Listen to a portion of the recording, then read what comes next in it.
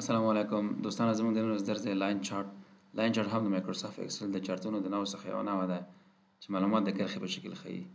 دغه کرښه د وخت په تېرېدو سره کله چېرته په دغه معلوماتو کې تغیرات راغلی وي نو په ډېر ښه شکل سره موږ تاسو ته واضح کوي. لکه فرضاً په لاندې مثال کې موږ تاسو د شاګردانو محصلینو زده کړیالانو نمرات ګورو، لومړی سمستر، دویم سمستر او دریم سمستر په بنیاد باندې، چې لومړی سمستر په شین رنګ باندې، دویم سمستر په نارنجي رنګ باندې او دریم سمستر په تت رنګ باندې ښودل شوی دی.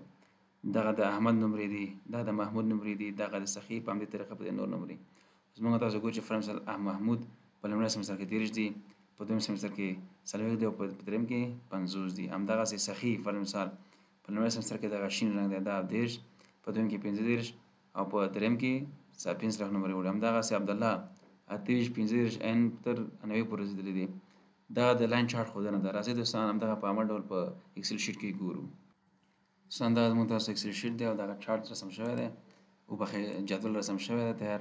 نو موږ غواړو دا سلیکټ کړو، ځو انسرټ ته، په انسرټ کې به موږ تاسو لاین چارت دغه مختلف بیلګې دي، مختلف نمونې دي، تاسو کولی شئ هر یو انتخاب کړئ، هر څه تاسو د ضرورت مطابق باندې دوستانو. نو زه راځم دغه ساده شکل انتخابوم.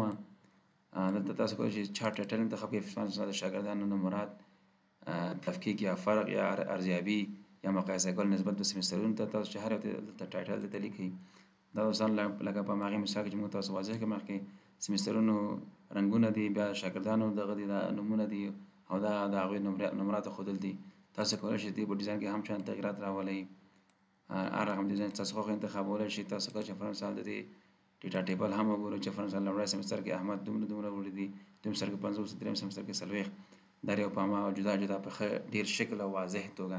همدارنګه په چارت کې تاسو هم کتلی شئ چې فرض مثال چارتونه د هر یو کس، د هر شاګرد یا زده کړیال د کوم ځای څخه شروع شوی دی، په کوم ځای کې شوی دی، چې فرض مثال د دویم سمستر د ځینو شاګردانو نمرات پورته شوي دي، ځینې ټیټ شوي دي. همدارنګه دریم سمستر هم چندان او لومړی سمستر هم چندان تاسو جدا کتلی شئ او تاسو کولی شئ فرض مثال دغه چارت په هر یو اپشن باندې کلیک کولی شئ، خپل چارت منظم جوړولی شئ دوستانو، هر رقم چې ستاسو خوښوي. دا و لاین چارت. مننه، السلام علیکم.